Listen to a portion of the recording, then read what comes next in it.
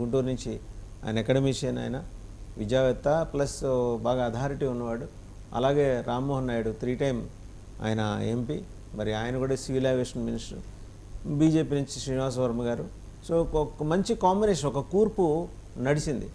మీరు ఈ దాన్ని ఏమంటారు, ఈ విపక్ష ఇంతకుముందు మీరు విపక్షంలో ఉన్నప్పుడు వైసీపీ చేసిన కక్ష సాధింపుల ఫార్ములాని మీరు ఫాలో అవుతారా, లేకపోతే దాని నుంచి బయటకు వచ్చేసి ఏదో ఇందాక సుజాత గారు కూడా చెప్పారు, ఏదో చిన్న చిన్న కోడిగుడ్లే కదా వేసింది, పట్టించుకోమాకండి అని, మీరు కూడా అలాగే అంటారా?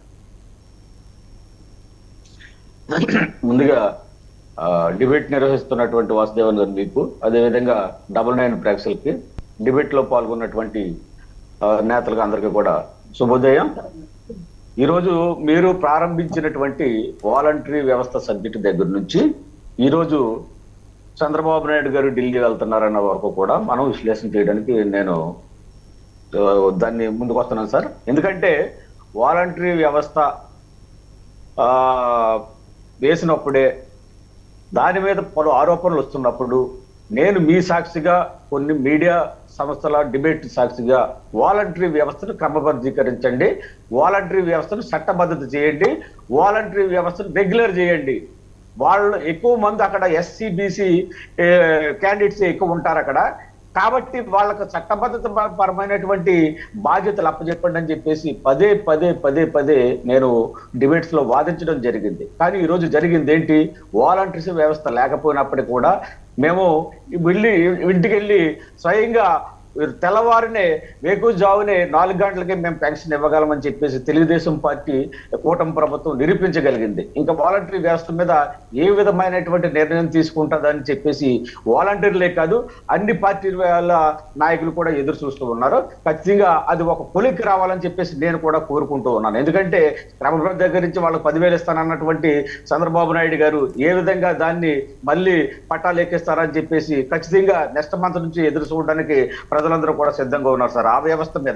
మీ పార్టీ ఒక ఆలోచన చేస్తూ ఉంటాయి కదా సత్యనారాయణ గారు, ఒక నిమిషం మీరే చెప్పండి. 100 ఏళ్లకి ఒక వాలంటీర్, జగన్మోహన్ రెడ్డి గారు 50 ఏళ్ళకి వాలంటీర్.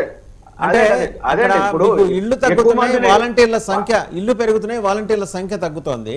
సో ఇక్కడ తగ్గించిన 5,000 ఇంకెక్కడో చోట సర్దేస్తున్నారు, కానీ 10,000 ఇచ్చామనే మంచి పేరు మాత్రం మీ జేబులో వేసుకుని వెళ్ళిపోతున్నారు.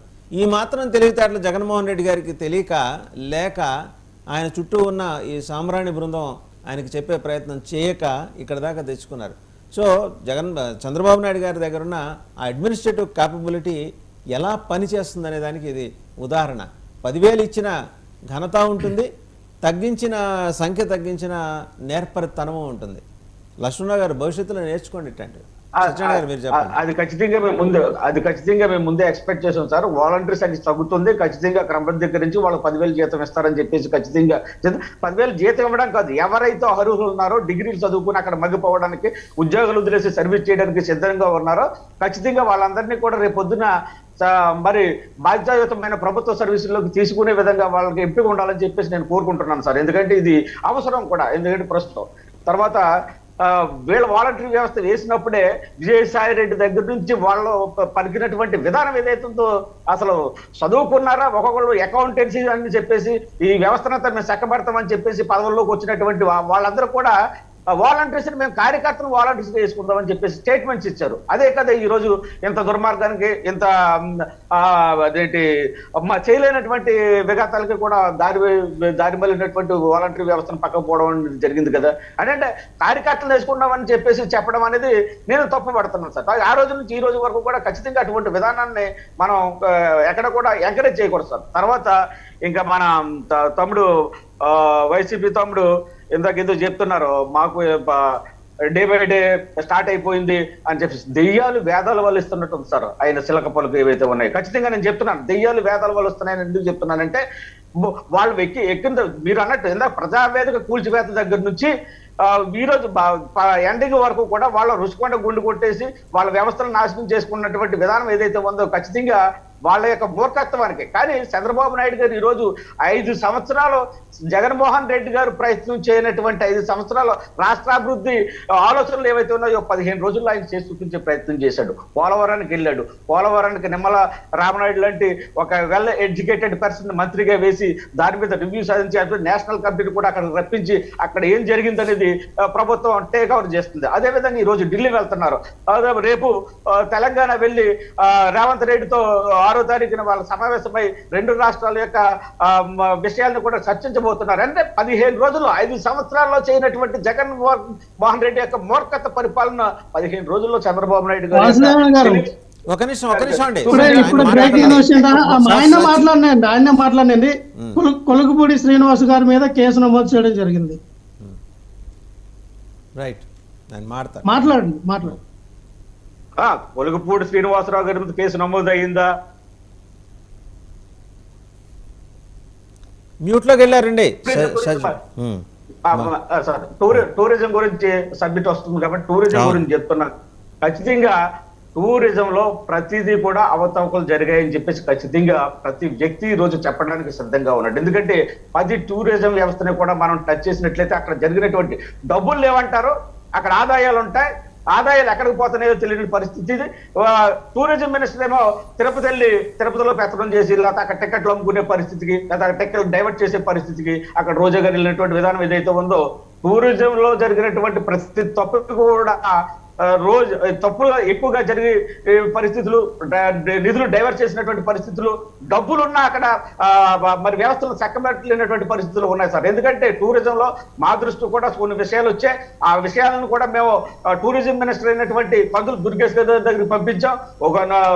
అందులో బలైపోయినటువంటి కాంట్రాక్ట్ ఉద్యోగులను అక్కడ పంపిస్తే వాళ్ళు చెప్పుతున్నటువంటి వాళ్ళ లోపల జరుగుతున్నటువంటి నిజాలు ఏవైతే ఉన్నాయో చాలా దారుణం అన్నమాట అండి. అదే అటువంటి విషయాలన్నింటికి కూడా రోజా గారు బాధ్యత వహించవలసి వస్తుంది. రేపు పొద్దున భవిష్యత్తులో అవి నిరూపణకరంగా అయితే ఖచ్చితంగా రోజా గారు బాధ్యత వహించవలసి వస్తుంది.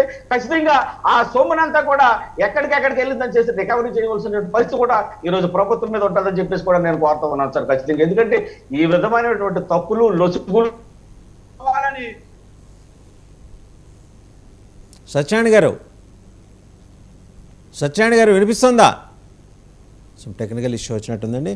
ఒకసారి రామనాథ్ గారు విధానం ఏదైతే ఉందో ఖచ్చితంగా వాళ్ళ రేపొద్దున్న బాధ్యత వహించవలసి వస్తుంది. ప్రతి శాఖలో చేసినటువంటి ప్రతి మంత్రి కూడా, ఒక రోజా అనే కాదు, ఒక టూరిజం అనే కాదు, ప్రతి డిపార్ట్మెంట్ లోనూ కూడా అవకతవకలు జరిగాయి సార్ ఖచ్చితంగా.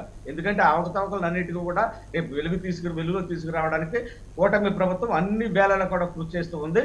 చంద్రబాబు నాయుడు గారు ఈ రోజు అమరావతి ఖచ్చితంగా కలల అమరావతిగా ఉండిపోదు, ఖచ్చితంగా దీన్ని మనం నెరవేర్చుకోవాల్సిన పరిస్థితి ఉందని చెప్పేసి ఆయన పరిపాలనా విధానం ఏదైతే మరి త్వరలోనే రాజధాని పనులు అని చెప్పేసి ఈ రోజు మాస్టర్ ప్లాన్ మళ్ళీ మరి ప్రజలకి లేకపోతే శ్వేతపత్రం ద్వారా ప్రజల ముందు పెట్టడానికి ప్రయత్నం చేస్తున్నారు. ఇవన్నీ కూడా ఆయన చేసిన ప్రతి పని కూడా గత ప్రభుత్వ వైఫల్యాన్ని ఎండగొడుతూ మేము చేస్తున్నటువంటి అభివృద్ధిని ఏ విధంగా చేస్తామనేది ప్రొజెక్ట్ చేస్తూ ముందుకెళ్తున్నటువంటి నాయకత్వం ఏదైతుందో నిజంగా చంద్రబాబు నాయుడు గారు ఆ వయసులో ఆయనకి యాక్సెప్ట్ చేస్తున్నాం సార్ ఖచ్చితంగా.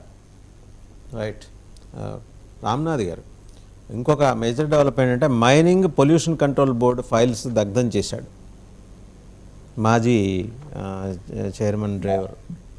అంటే ఏ స్థాయికి వెళ్ళిపోయింది, ఉంటే ఎలాగూ వాళ్ళు దగ్ధం చేసినంత మాత్రాన డేటా రికవరీ చేయడం పెద్ద వ్యవహారం ఏం కాదు. ఆల్రెడీ ఆర్టీజీఎస్లో ఆ మెకానిజాన్ని చంద్రబాబు గారు 2014-19 మధ్య డెవలప్ చేయించి పెట్టారు. సో వీళ్ళ సంతోషానికిను వీళ్ళ ఆనందానికి మాత్రమే తగలబెట్టుకోవటమే కానీ డేటా మొత్తం ఉంటుందండి.